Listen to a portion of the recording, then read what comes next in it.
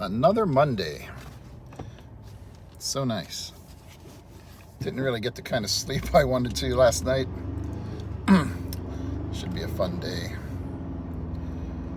That's one thing that kind of sucks about the post office is, it's kind of nice sometimes the rotating days off that we have, since you work a 5-day work week, but we're actually delivering mail for 6 days every week, so the solution that they have, we have the rotating days off and works out pretty good, but most weeks you have just Sunday off on the weekend,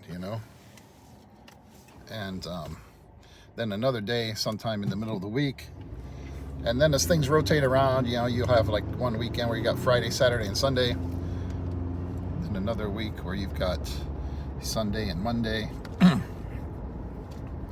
But most weeks, you don't really have a weekend, you have a one-day weekend on Sunday.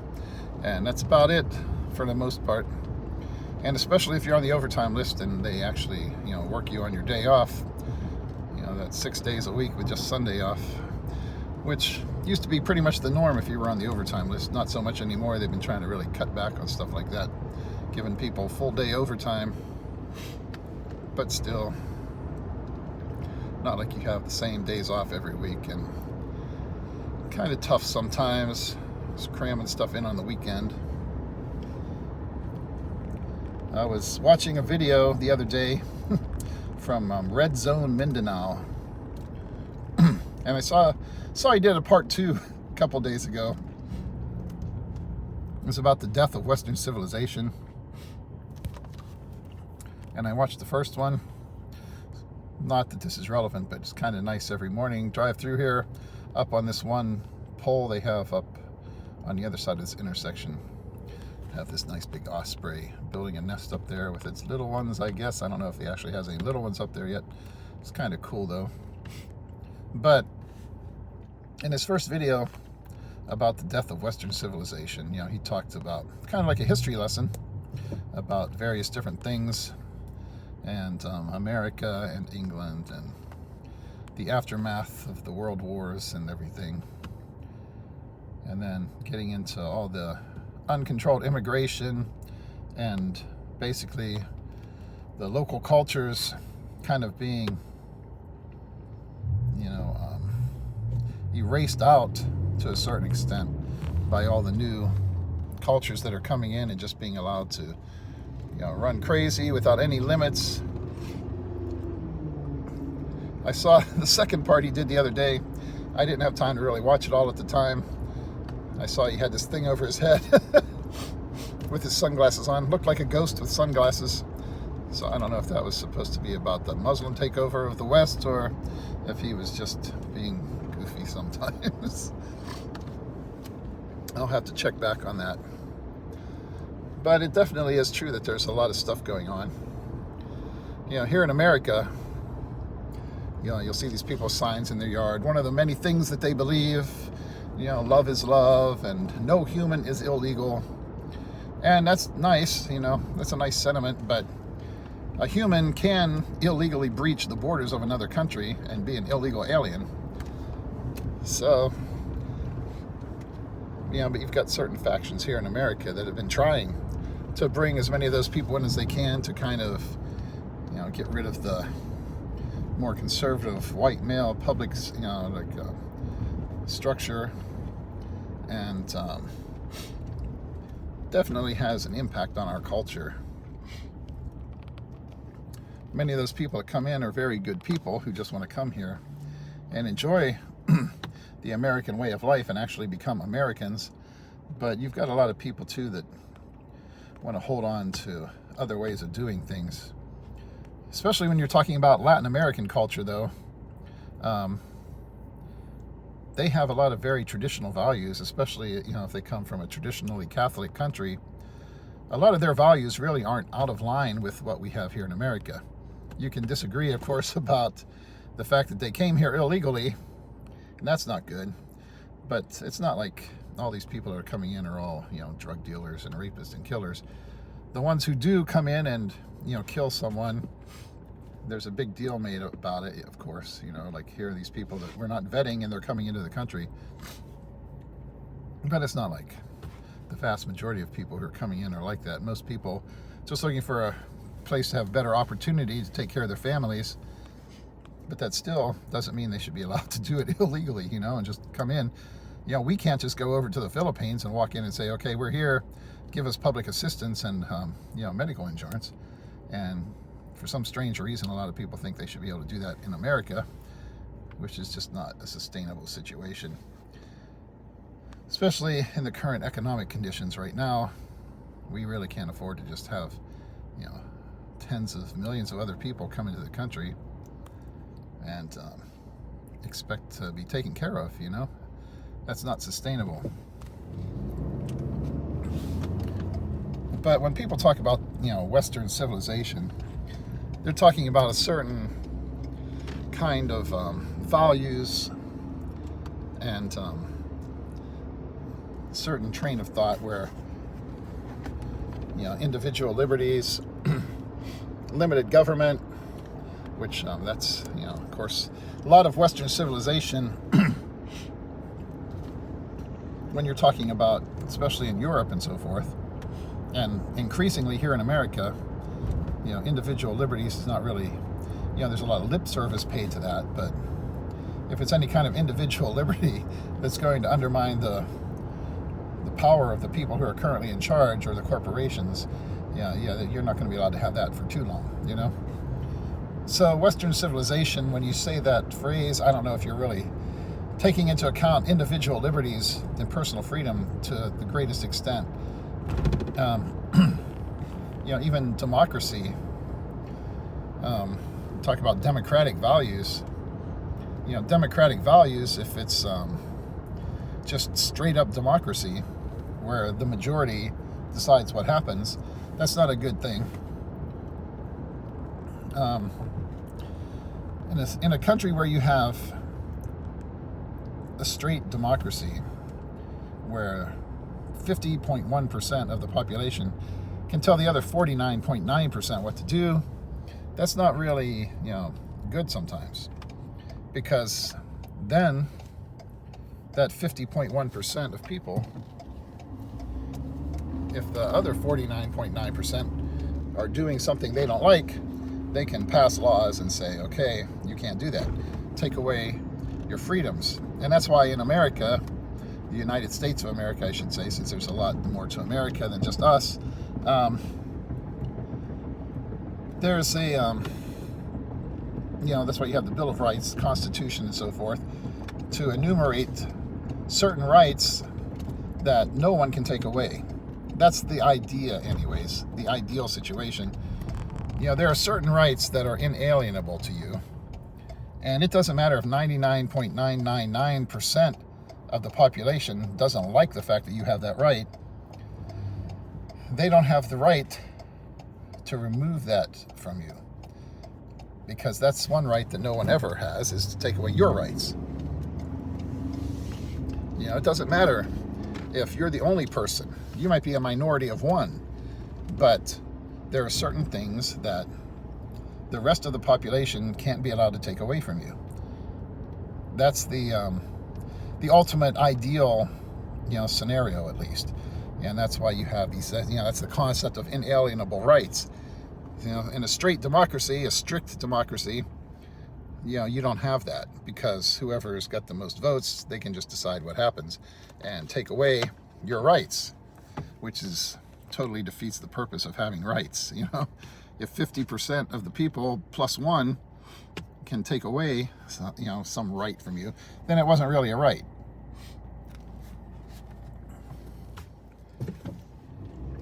That particular value of Western civilization, you know, that's always in danger, because the people who have the majority always want to take away the rights of the minority.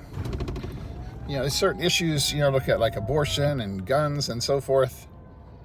The people who are diehard proponents or opponents of those particular things are always going to want to,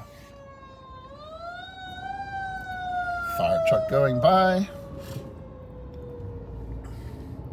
they are always going to want to impose, their view on people.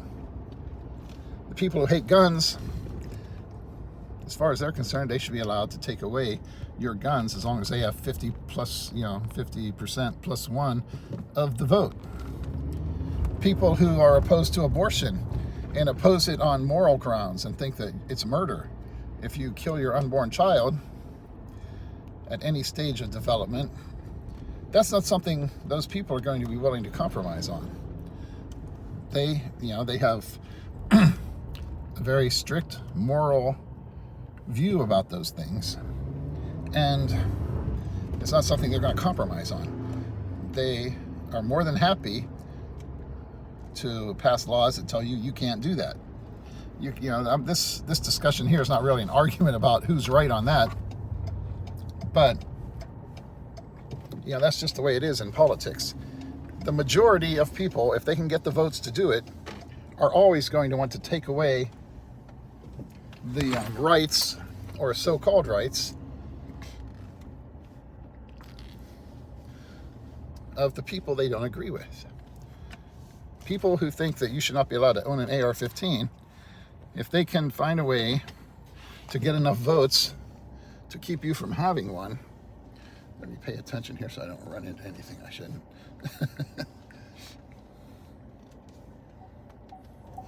If they can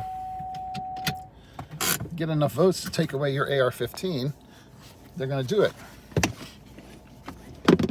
If they can take away your 30-round magazine for your AR-15, if you are allowed to keep your AR-15, they're going to do it and say, here, you can have 10 rounds, 15 rounds. But it's always understood that what they really want is for you to not have any rounds, okay? They don't want you. It's like people who want to take away, your ability to have more than a certain number of rounds of ammo.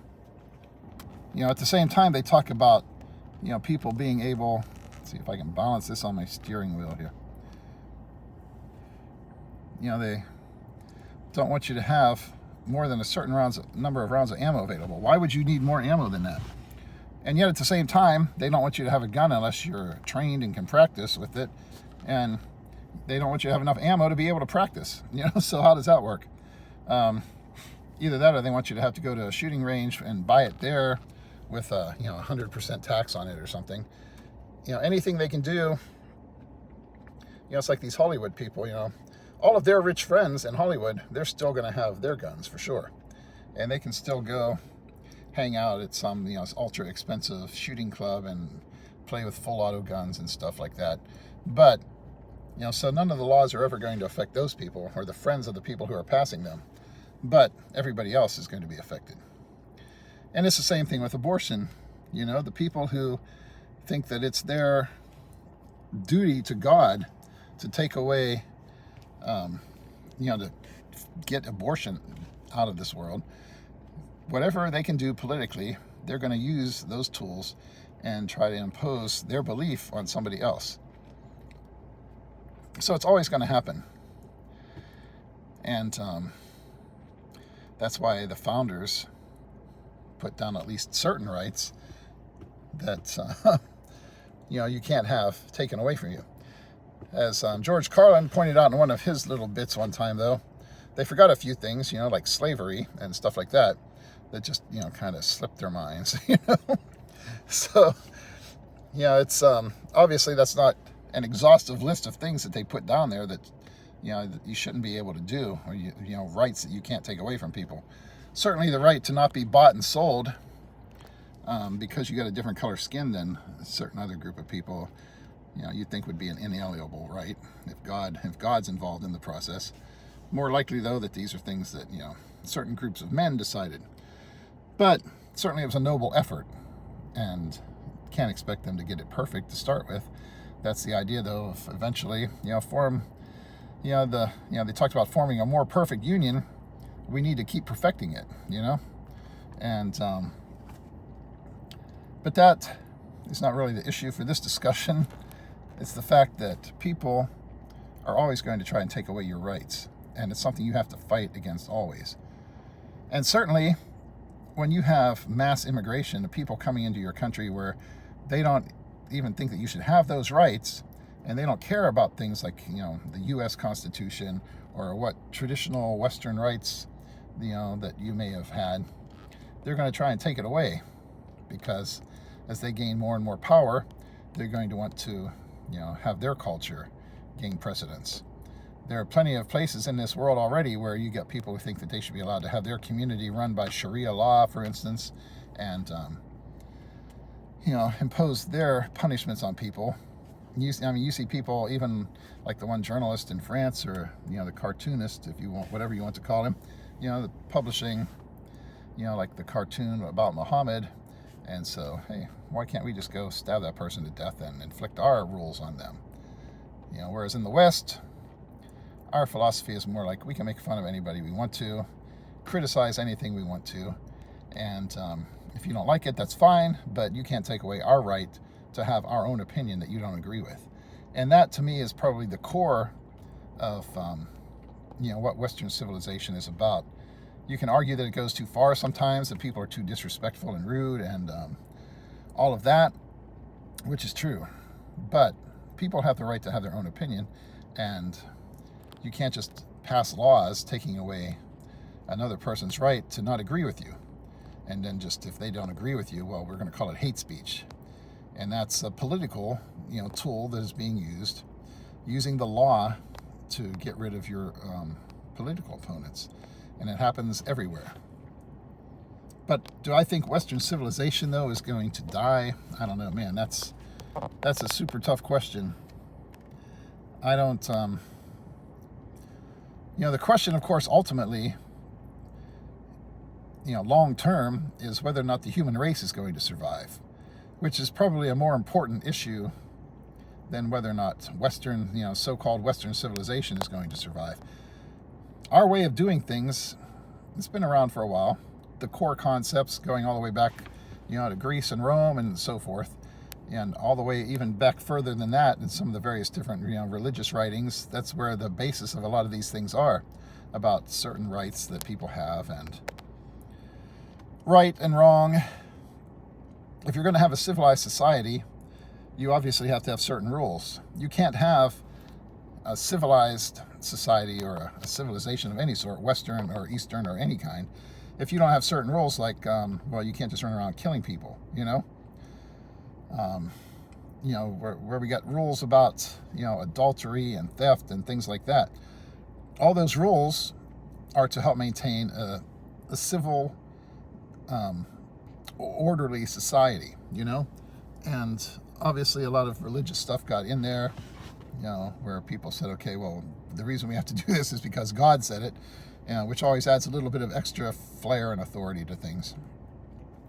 But the basic root of all this stuff is just practicality. You can't have a civilization where people are murdering each other and stuff, or you're not going to have a civilization very long. We see that today here in America.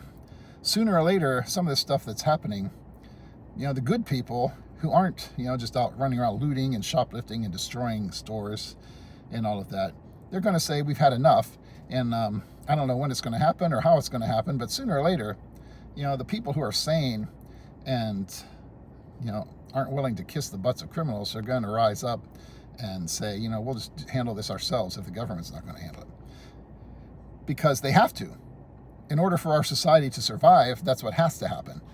And, so I don't know, maybe I have more faith in people that they will take those steps eventually. On the other hand, as Mr. Red Zone Mindanao was saying, he talked about how people are willing to go off and fight wars in other places, but they don't seem willing to have a revolution in their own country to get rid of the bad things that are going on. You have to remember, revolution is an easy thing to talk about. Anyone can talk about, hey, let's have a revolution. But when it comes right down to it, are you willing to spend the rest of your life in prison to rise up against the government? Because that's what's going to happen if you fail, They're going to come after your family, your belongings. How many people are willing to say, this or that particular issue is so important to me that I am willing to throw away my freedom, spend the rest of my life in a cage to try and overthrow this government? And it's just not something that most people are willing to do, It's like, you look at firearms restrictions and so forth. How many people are actually going to go have a revolution because there's a law that says you can only have 10 rounds of ammo instead of 30 rounds in your magazine? How many people are willing to throw away their life and spend the rest of their life in prison to fight over something like that? That's a non-issue for most people, So if you can only have 10 rounds of ammo instead of like 15 or 30 or whatever, it's like say I've got a 15-shot pistol. If I'm carrying that 15-shot pistol and I have an extra magazine with me, I've got 30 rounds of ammo, okay? So if they make me only carry a 10-round mag, I'll carry 2 mags. I'll carry 2 spare mags, and I've still got 30 rounds. Yeah, it sucks you can only fire 10 rounds before you have to reload, and then you have to do 2 reloads to get through your 30 rounds instead of only 1, which, could be a problem when there are people trying to kill you. But is it something that most people are going to say, oh, wow, I am so opposed to this, I'm going to have a revolution and take the chance of spending the rest of my life in prison, We have to be careful about getting, overblown with some of this hyperbole and act like everything is an end of the world kind of issue.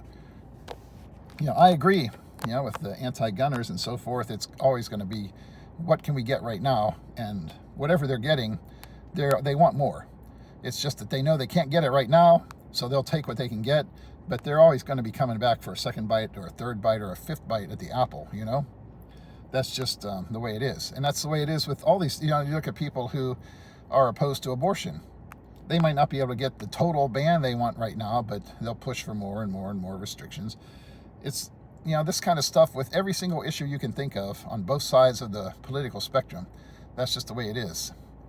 But I don't think it signals the end of Western civilization. I mean, ultimately, the human race in some form is going to survive, but, our Western civilization experiment, people looking back, 5,000, 10,000 years from now, as they're studying the issue from their college on another planet in a solar system, 100 light years away from here, they may look at what we did as just another little quaint part of history. We shouldn't take ourselves too seriously, but still, we do have an obligation, I think, to try and preserve the freedoms that we've got and not let them just be taken away from us.